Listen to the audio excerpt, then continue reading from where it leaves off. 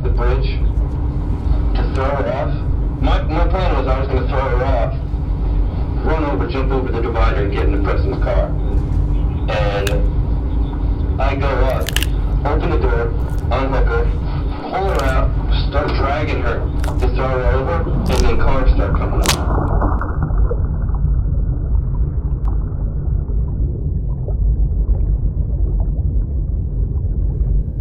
On the 3rd of December 2016, a silver Oldsmobile is discovered, abandoned in Belmar, New Jersey, at 2:45 a.m. Incoming information initially lead officials to believe that the owner, Sarah Stern, has committed suicide or has chosen to disappear. However, a huge swing shifts leads to the discovery that Sarah has been a victim of murder by her childhood friend, Liam McAtasney. McAtasney found that Sarah had recently received over $10,000 from her late mother. McAtasney concocted a plan and ambushed and strangled Sarah. With the help of his friend and roommate at the time, Preston Taylor, they took Sarah's body to the bridge her vehicle was found on, tossing her into the waters below, which led directly to the Atlantic Ocean.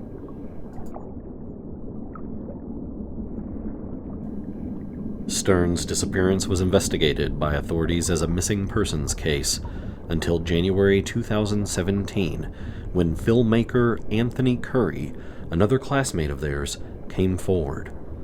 Curry informed investigators that McAtasney had developed a plan to rob and kill Stern for some money she had recently found years prior.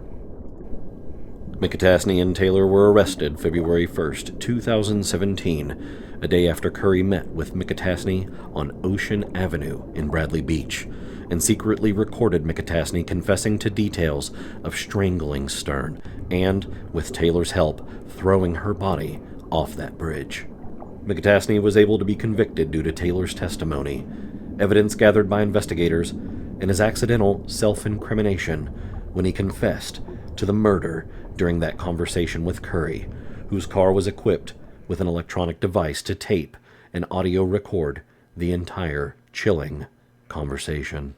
So, I'm hanging out with her.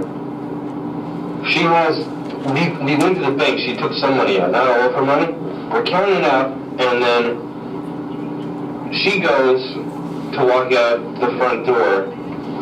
I choke her out, drag her. My biggest problem was the dog, and her dog laid there and watched as I killed her. Didn't do anything. Nobody was there? No, nobody was there. Even her dad wasn't there. He was in Florida. Yeah, you said that he was there. So, I have to leave.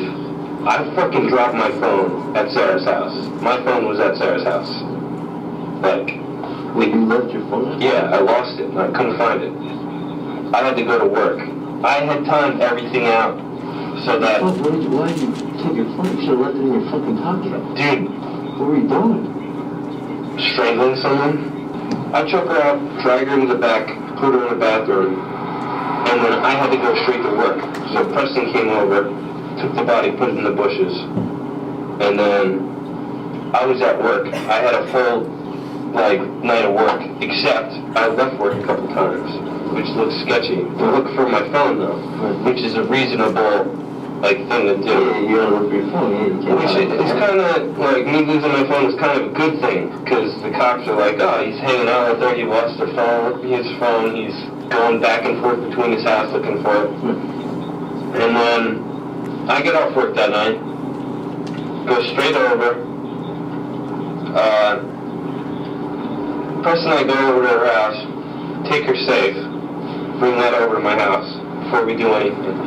And we take her body out of the bushes and drag it over to her back fence, and I crawl, get into her car, and I back up. There's a security camera across the street, so I had to act like her. I watched her every time she backed out. She does the same thing. So I backed out exactly like she did and drove off. Put her in the trunk? No, put her in the passenger seat of her own car.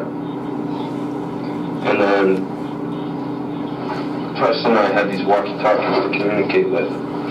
We just used them again. So I was driving.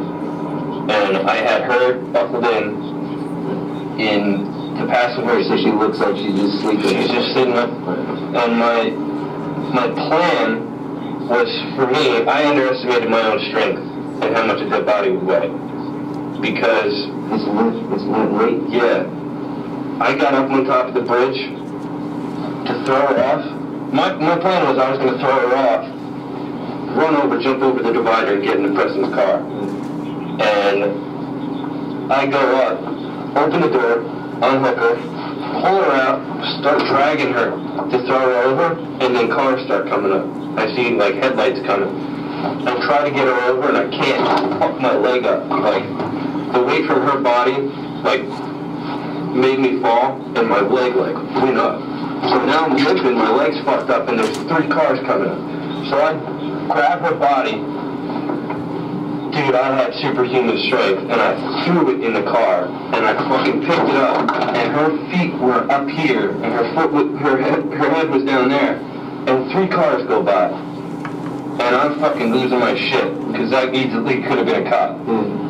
And then, I mean, the police station is like right there. yeah, and then Preston comes over the bridge, goes around, makes a U-turn, comes up behind me, the 2 of us throw the body over, and then we're out. This is the thing about, like, heists. There's so much shit that you can't account for. You don't know. Yeah.